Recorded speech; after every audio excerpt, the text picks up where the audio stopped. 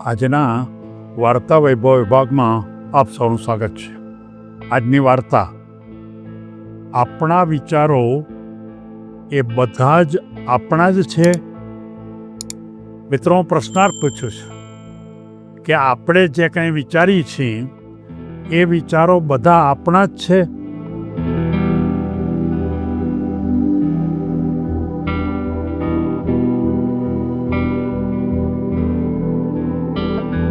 કોઈ એક અધ્યાપકે વર્ગખંડમાં બધા વિદ્યાર્થીને પૂછ્યું. ત્યારે કેટલાક વિદ્યાર્થીએ એમ કીધું કે ના, બધા જ વિચારો આપણા નથી હોતા. ક્યારેક આપણે વાંચન કરીએ તો એમાંથી વિચાર મળે છે.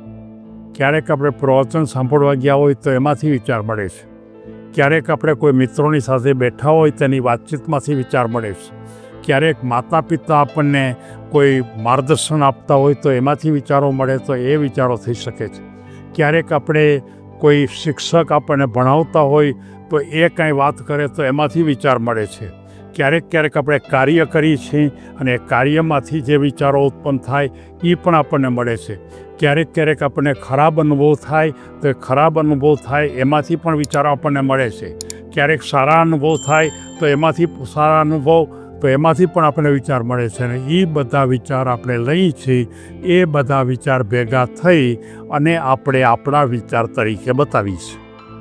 ત્યારે અધ્યાપક એમ કહે છે કે વેરી ગુડ, તમે બધી જ વાત સારી કરી કે કોઈ પણ આપણા વિચાર, આપણા મનમાં પડેલા વિચારો એ બધા જ વિચારો આપણા નથી. પણ અધ્યાપક પાછા પૂછે છે કે મારે તમને એક પ્રશ્ન પૂછવો છે કે આપણો એક પણ વિચાર ન હોય? ત્યારે એક વિદ્યાર્થી એમ કહે છે કે નહીં, આપણો પણ વિચાર હોય. જો એને પૂછે કયો વિચાર આપણો હોય, તો કે આપણે જો એકાંતમાં બેઠા હોઈએ, આપણે કોઈ પ્રકૃતિમાં બેઠા હોય અને એ વખતે આપણા મનમાં જે વિચાર ઝબકે, સ્ફુરણા થાય, એ આપણો પોતાનો વિચાર કહેવાય. અને આ વિચાર બીજા કોઈને પણ આપણે આપી શકીએ, એ આપણો વિચાર કહી શકાય. અને બીજા કોઈ પણ આપણા વિચાર લેતા હોય છે. જેમ બીજા એમ કીધું કે બહારના આપણે વિચાર લઈએ જ છીએ. અને આ દુનિયામાં આપણે આપણા પોતાના વિચારો થોડા હોય છે અને બહારથી મળેલા વિચારોની સંખ્યા બહુ જાજી હોય છે. આ વાત પણ પૂર્ણ સત્ય નથી. વૈજ્ઞાનિકો, તત્વચિંતકો અને ફિલોસોફરો, સંશોધકો, એની પાસે પોતાના વિચારો જાજા હોય છે અને બહારના વિચારો ઓછા લઈએ છીએ.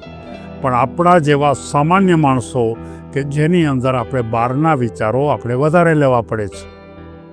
હવે જો બહારના વિચાર વધારે જ લેવાના હોય તો આપણે વારંવાર એક વાત ઉપર આપણે બતાવી છીએ કે જેના વિચારો સારા એ માણસ જીવનમાં આગળ વધે. મારે તમને એમ કહેવું છે કે તો પછી આપણે જે વિચાર બહારથી લેવાના છે એ કેવા લેવા જોઈએ? ત્યારે બધાએ એમ કીધું, બધાએ ઊભા થઈને, કે આપણે બધાએ સારા વિચાર લેવા જોઈએ. કારણ કે સારા વિચારો આપણા મનમાં ભરશું તો જ આપણે સારા થશું. જો ખરાબ વિચારો આપણે ભરશું તો આપણે ખરાબ જ થશું. ત્યારે એ અધ્યાપક એમ કહે છે કે એનો અર્થ એ થયો કે આપણા મનમાં કેવા વિચારો ભરવા એની આપણને પૂર્ણ સ્વતંત્રતા છે. કોઈ પરતંત્ર નથી. તમે ઈચ્છો એવા વિચાર બહારથી લઈ શકો. તમારે નબળા લેવા હોય તો નબળા લ્યો, ખરાબ લેવા હોય તો ખરાબ લ્યો, સારા લેવા હોય તો સારા લ્યો, ઉત્તમ લેવા હોય તો ઉત્તમ લ્યો, પણ તમારે નક્કી કરવાનું છે. ત્યારે કોઈ એક વિદ્યાર્થી એમ કીધું કે તો પછી અત્યારે આ દુનિયામાં ખરાબ છે, એણે ખરેખર બહારથી ખરાબ જ વિચાર લીધા છે ને? ત્યારે અધ્યાપક એમ કીધું કે તમે વાતને સમજી ગયા. જે માણસો આ દુનિયામાં અત્યારે ખરાબ છે એણે બહારથી વિચારો જે લીધા છે એ વિચારો એણે ખરાબ, ખોટા અને અધૂરા લીધા છે. જે વ્યક્તિઓ આગળ છે એણે બહારથી ખૂબ સારા વિચાર લીધા છે અને એ ખૂબ સારા વિચાર લીધા છે, માટે એ ઉત્તમ બને છે. તમે જુઓ કે બહાર જુદા જુદા, માનો કે આપણી પાસે રહેતા હજારો માણસો હોય, એ બધી ફેક્ટરી છે વિચારોની. એમાંથી કોના વિચાર સારા છે, કોના એની પાસેથી લો. એટલે કે કેવી રીતે લેવું? તો કે એને મિત્ર બનાવો, એની પાસે રોજ જાઓ, એની પાસેથી માર્ગદર્શન માગો, સારા માણસોનું એક ગ્રુપ બનાવો, સારા માણસો જ્યારે વાતો કરતા હોય ત્યારે એ ગ્રુપમાં બેસીને વાતો કરો, અને તમે જ્યાં ઉત્તમ પ્રકારની ભૂમિકાઓ પર કાર્ય થતા હોય, સમાજ માટે ઉત્તમ પ્રકારના કાર્ય થતા હોય ત્યાં આપણે પહોંચી જવું. કોઈ સારા કોઈ પ્રવચન કરવા માટે આવે ગામમાં અને સારા વક્તા હોય, ઉત્તમ વક્તા, તો એ વક્તાને સાંભળવા માટે પહોંચી જવું, કારણ કે આપણે તો બહારથી જ લેવાનું છે.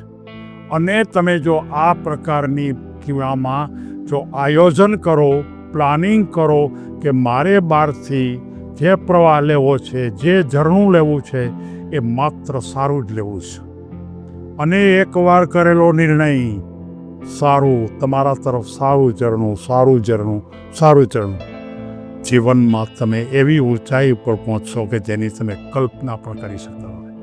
યાદ રાખો, નબળું ગ્રુપ, નબળા માણસો, ખોટા વિચારતા માણસો, ખરાબ કરતા માણસો, અને જે બીજાના હંમેશા દુરુપયોગ જ કરતા હોય, બીજાને હેરાન જ કરતા હોય, ગુંડાગીરી જ કરતા હોય, એવા માણસોથી કાયમ માટે દૂર રહેવા માટે હું તમને કહું છું, નહીંતર તમારા વિચારો ખરાબ થશે. મિત્રો, કેટલી સહેલી વાત છે. આપણે સારું થવા માટે માત્ર ને માત્ર આપણે સારું વર્તુળ ઊભું કરીને બહારથી સારા વિચારોનો ધોધ એવો લ્યો, એનો પ્રવાહ એવો લ્યો કે ઝરણું તમારી પાસે ધગધગતું એમને આવતું જાય અને તમે ધીમે ધીમે ઊંચાઈ ઉપર પહોંચતા જાઓ. સૌ કોઈ આગળ વધે એવી શુભેચ્છા સાથે સૌને ધન્યવાદ.